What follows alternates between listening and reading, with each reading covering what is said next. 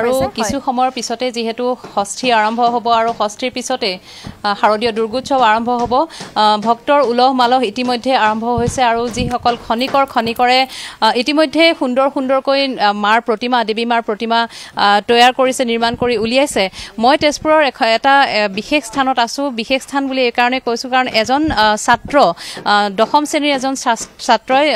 বিগত 2টা বছৰ ধৰি তেওঁ নিজ প্ৰচেষ্টাৰে দেৱী মাৰ প্ৰতিমা তেওঁ নিৰ্মাণ কৰিছে আৰু তেওঁ ঘৰতে পূজা অনুষ্ঠিত কৰে দুৰ্গা পূজা অনুষ্ঠিত কৰে আমি সেই ঘৰখনত উপস্থিত আছো আৰু ছাত্ৰজনৰ সৈতে উপস্থিত আছো আমি পৰিবেশ দেখুৱাইছো এয়া ছাত্ৰজন তেওঁ ব্যস্ত হৈ আছে কাৰণ তেওঁ কৈছো যে দশম শ্ৰেণীৰ এজন ছাত্ৰ তেওঁ নিজ প্ৰচেষ্টাৰে এনে ধৰণে খুব সুন্দৰভাৱে দেৱী মাৰ প্ৰতিমা তেওঁ নিৰ্মাণ কৰে এইবাৰ তৃতীয় বছৰ তেওঁ এনে ধৰণে দেৱী মাৰ প্ৰতিমা নিৰ্মাণ কৰিছে তেওঁ নিজ প্ৰচেষ্টাৰে আমি জনামতে এনে ধৰণে সুন্দৰভাৱে তেওঁ দুৰ্গা দেৱীৰ প্ৰতিমাৰ লগতে কাৰ্তিক গণেশ সৰস্বতী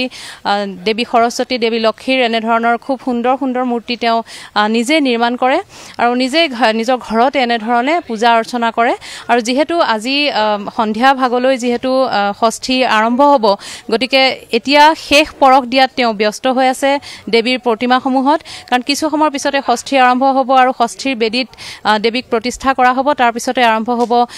শাৰদীয় দুৰ্গোৎসৱ আমি ছাত্ৰজনৰ সৈতে কথা পাতিব বিচাৰিম এইবাৰ হতে তৃতীয় বছৰ হৈছে আৰু মই প্ৰথমতে ND24 সমূহ কৰ্মকৰ্তাক শাৰদীয় দুৰ্গোৎসৱৰ শুভেচ্ছা জ্ঞাপন কৰিছোঁ আপোনালোকক বহুত ধন্যবাদ ইয়াত অহাৰ বাবে এইবাৰ মই 3 বছৰ হ'ল এইটো মূৰ্তি বনোৱা মই ক্লাছ 10ত পঢ়ি আছোঁ মই কেন্দ্ৰীয় বিদ্যালয় ইউনিভাৰ্চিটি KV4ত পঢ়ি আছোঁ আৰু মই এই মূৰ্তিটো বনাওঁতে 3 মাহ লাগিছে আৰু ক'ৰ পৰা শিকিলা কেনেকৈ শিকিলা ক'ৰ পৰা তোমাৰ প্ৰথম আইডিয়াটো কেনেকৈ আহিলে যে মূৰ্তি বনাবা মূৰ্তি বনোৱা আইডিয়া মোৰতো সৰুৰ পৰাই চখ আছিল আৰু মাৰ প্ৰতি ভক্তি আছিল সেইকাৰণে বনাইছোঁ আৰু এইটো বনাওঁতে মোৰ 3 মাহ লাগিছে আৰু যোনখিনি প্ৰথম যেতিয়া বনাইছিলোঁ এইটো মূৰ্তি তেতিয়া মোৰ তাত যোগাৰ নাছিল কাঠ বাঁহ এইবিলাক নাছিল সেইকাৰণে ফিনিচিংটো ভাল দিব পৰা নাছিলোঁ আৰু এইবাৰ যোগাৰ আছিল যোৱাবাৰ যোগাৰ আছিল এইবাৰ যোগাৰ আছিল সেইকাৰণে এবাৰ ফিনিচিংটো ভাল হৈছে আৰু ইয়াত দেৱী মাৰ প্ৰতিমাসমূহ নিৰ্মাণ কৰোঁতে এটা বিশেষ ধৰণৰ মাটিৰ প্ৰয়োজন হয় নহয় জানো সেইবোৰ কেনেকৈ যোগাৰ কৰিছে সেই মাটি আমি কিনি আনিছোঁ সেইটো আপোনাৰ হাৰিপট্টিৰ পৰা আমি কিনি আনিছোঁ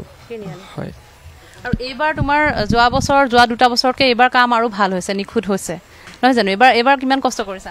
এতিয়া এইবাৰ কিমান ভাল হৈছে মই নিজে ক'ব নোৱাৰিম ৰাইজে ক'ব কিমান ভাল হৈছে এতিয়া মই মোৰ ফালৰ পৰা পুৰা চেষ্টা কৰিছোঁ ভালকৈ বনাবৰ বাবে এতিয়া বাকী কেনেকুৱা হৈছে ৰাইজে ক'ব কিমান দিন লাগিলে 3 মাহ লাগিলে 3 মাহ লাগিছে হয় তুমি যেহেতু ক্লাছ 10ত পঢ়ি আছা পঢ়াৰ মাজে এইবোৰ কাম কৰিবলৈ সময় উলিয়াব পাৰিছা দুইটা মিলাই আছোঁ স্কুলৰ পৰা আহোঁ কেতিয়াবা বনাওঁ কেতিয়াবা নবনাওঁ এনেকৈ মাজে মিলাই বনাই আছোঁ কোনোবাই সহায় কৰি দিছে নে একেবাৰে অকলে কৰিছা নাই মই একেবাৰে অকলে কৰা নাই মোৰ মাজত সহায় কৰা মানুহ আছে এইফালে মোৰ জেঠাই আছে মা আছে সেইফালে পিছফালে মামা আছে সিহঁতেও সহায় কৰিছে কাপোৰ পিন্ধোৱাত যিখিনি অলংকাৰ পিন্ধোৱাত আৰু আজি যিহেতু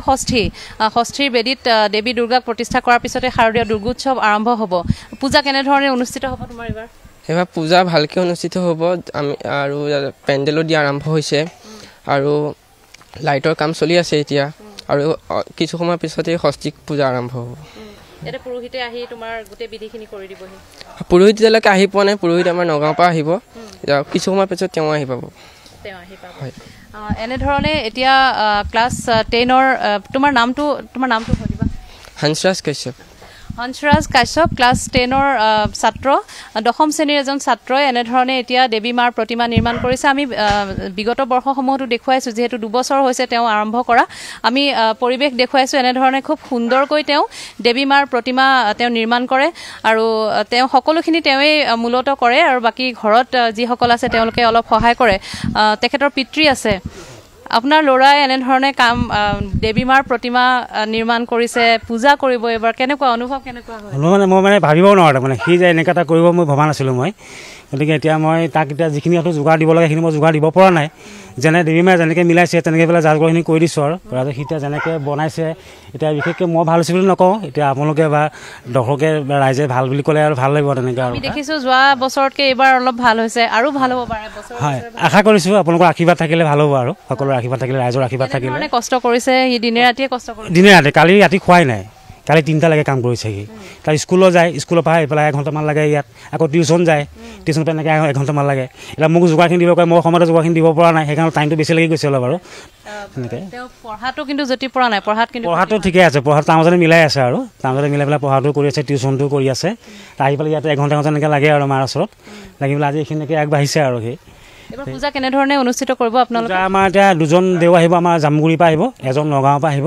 তেনেকৈ পেলাই আমি সপ্তমী অষ্টমী নৱমী দশমীলৈকে আমি কাৰ্যসূচী ৰাখিছোঁ আৰু গোটেইখিনি আমি ভোগৰ ব্যৱস্থা কৰিছোঁ আৰু ওচৰ চুবুৰীয়া সকলো ৰাইজকে মাতিছোঁ আমি সকলোৱে সহায় সহযোগো বিচাৰিছোঁ আৰু ওচৰ চুবুৰীয়া ৰাইজক আমি দেখিছোঁ আহিলে তেওঁলোকে খুব উৎসাহেৰে আপোনালোকৰ পূজাখনলৈ আহে খুব ভাল ইয়াত নাছিল তাৰমানে আমি আধা 3 বছৰ হোৱা নাই 2 বছৰ হৈছে ইয়াত তেওঁলোকে মানে ওচৰ চুবুৰীয়া সকলোৱে মানে অলপ ভাল পাইছে আৰু এইখিনি যে এনেকুৱা এটা অনুষ্ঠান এইখিনি জেগাত হোৱা নাছিলে তাৰমানে এনেকুৱা অনুষ্ঠান হোৱাৰ কাৰণে সকলোৱে মানে অলপ আগ্ৰহীতে মানে আৰু সকলোৱে মানে প্ৰশংসা কৰিছে যে এনেকুৱা অনুষ্ঠান হোৱাৰ কাৰণে আমাৰ জেগাডোখৰৰ অকণ নামটো ওলাইছে বা এনেকুৱা অনুষ্ঠান ইয়াত নাছিলে বা আমি এতিয়া ওচৰতে চাব পাৰিছোঁ বা ওচৰত আমি আহিব পাৰিছোঁ সকলোৱে মানে উৎসাহিত যোগাইছে আৰু সেইটো কাৰণে ভাল লাগিছে তাৰমানে খুব সুন্দৰ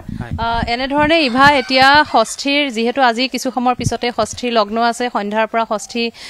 ষষ্ঠীৰ বেদীত দেৱী প্ৰতিমা প্ৰতিষ্ঠা হ'ব আৰু তাৰ পিছতে শাৰদীয় দুৰ্গোৎসৱ যি মহেন্দ্ৰখন সেই মহেন্দ্ৰখনলৈ সকলো ভক্তই যিহেতু উপস্থিত সকলোৱে আগ্ৰহেৰে যিহেতু অপেক্ষা কৰিছে কিছু সময়ৰ পিছতে সেই ক্ষণ আহি পাব আৰু ষষ্ঠীৰ বেদীত দেৱী প্ৰতিমা প্ৰতিষ্ঠা কৰাৰ পিছতে শাৰদীয় দুৰ্গোৎসৱ আৰম্ভ হ'ব আৰু এনেধৰণে এতিয়া শিল্পীসকল মৃৎশিল্পীসকল এনেধৰণে এতিয়া সাজু হৈছে দুৰ্গোৎসৱৰ বাবে